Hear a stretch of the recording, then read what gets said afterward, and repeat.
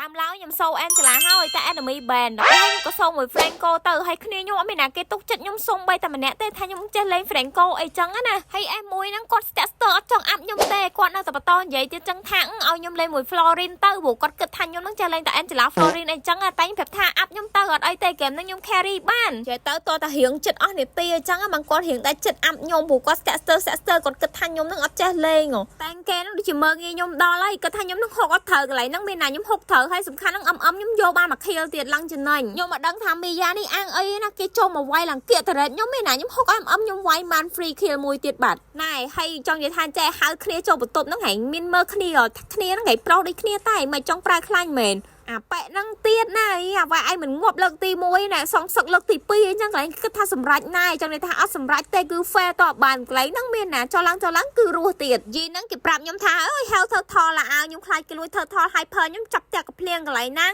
ចង់រត់ទៅណាបកខ្លួនភ្លាមអាយីហ្នឹងទៀតហើយ